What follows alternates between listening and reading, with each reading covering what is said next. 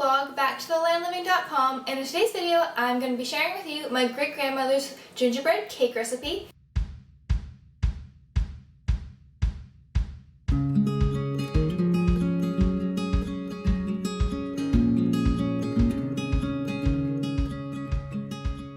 I really love this recipe. I remember being little and her making it, and now I make it for my husband. I know that gingerbread often is associated with the holidays, but I make this recipe all year long. It's great to just whip up for snacks and for lunches, and it's really easy to make and pretty quick, and so it's a good thing to make if you have company coming over last minute. So if you want the ingredients and directions all written down, that's over on my blog, and I'll leave a link to it in the description, and let's get into the recipe. So to begin, we're going to start with our wet ingredients. We're going to add to the bowl 1 cup of white sugar, 1 cup of molasses, 2 eggs, and 1 cup of melted butter.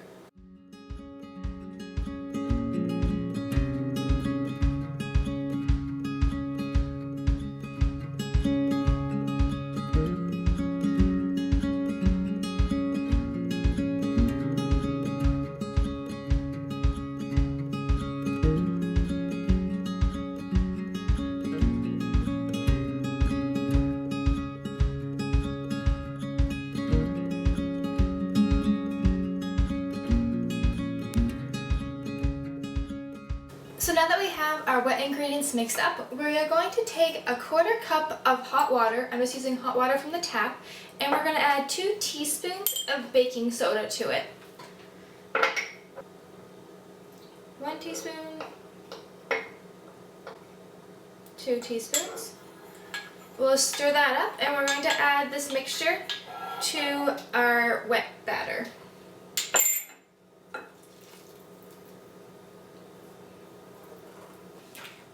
Wet ingredients all mixed up, we're going to add the dry ingredients, and for the dry ingredients we're going to add 2 cups of flour. I'm using all-purpose flour, and I'm just going to add a little bit of my flour. I like to sift my flour and make sure there's no lumps. And after I have a little bit added, I'm going to add my ingredients to my flour. Add 1 teaspoon of salt, 1 teaspoon of cinnamon, 1 teaspoon of ginger,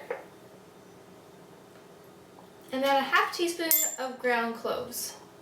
And if you don't happen to have all these spices on hand when you're making this cake, I have substituted out more or less of these spices if I didn't have one. But that's what we'll add. And then we'll add all of our dry ingredients to our wet ingredients and mix them up.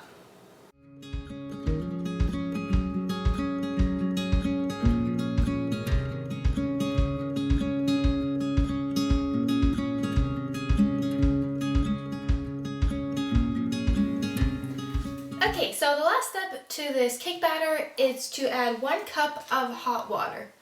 And so that will make this batter very thin, but that's what you want, so don't worry about it, it's supposed to be that way. So add your 1 cup of hot water just from the tap and stir it up.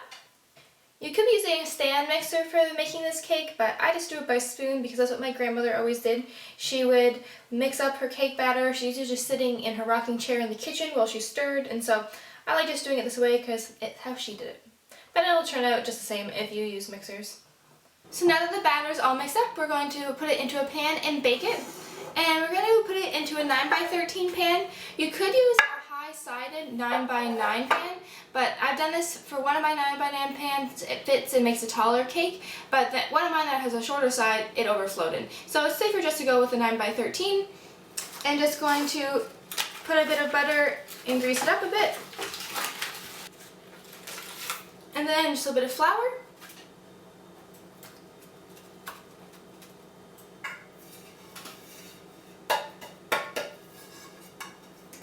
So I'm just going to pour the batter into the pan. And once it's in the pan, I'm going to bake it at 325 degrees for about 40 minutes to an hour. And it depends on how thick your cake is. But just check it with a toothpick in the middle, and when it comes out clean, your cake is done.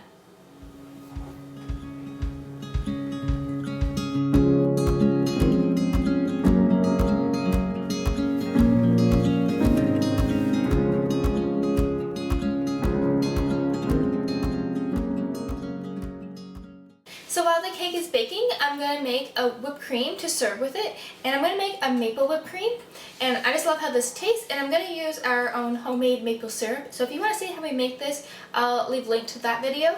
But for this whipped cream, we're going to add in 1 cup of whipping cream, 4 tablespoons of maple syrup, half a teaspoon of salt, and 1 teaspoon of vanilla.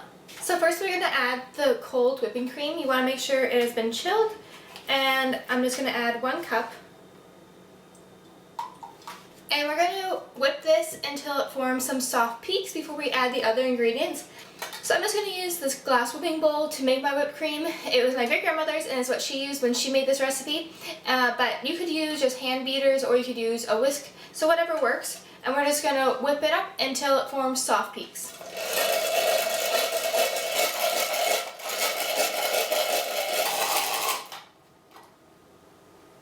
Okay, so now that soft peaks have formed, we're going to add our other ingredients.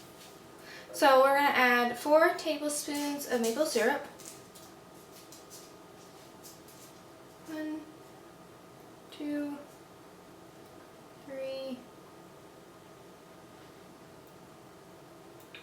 4. And if you want it to be a bit sweeter, you could add an extra tablespoon of maple syrup, or if you want it to be not quite as sweet, you could add less. And we're going to add half a teaspoon of salt, or if you don't like it quite as salty, you can also add less. And then 1 teaspoon of vanilla. Mix this up until it forms hard peaks.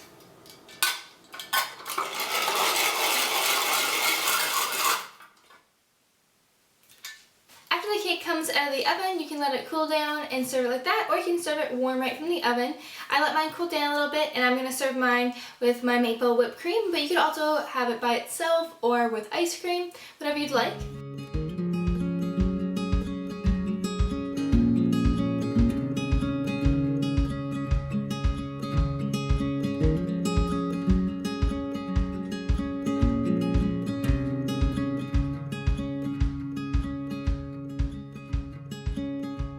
So that's how to make this gingerbread cake recipe. It's one of my favorites, and I'm glad I get to share it with you. I hope you enjoy it. Let me know in the comments down below if you liked it. And if you want to have the full written recipe for the cake and for the whipped cream, you can head over to my blog. I'll leave a link to that below. Thank you so much for watching, and I'll see you in the next one.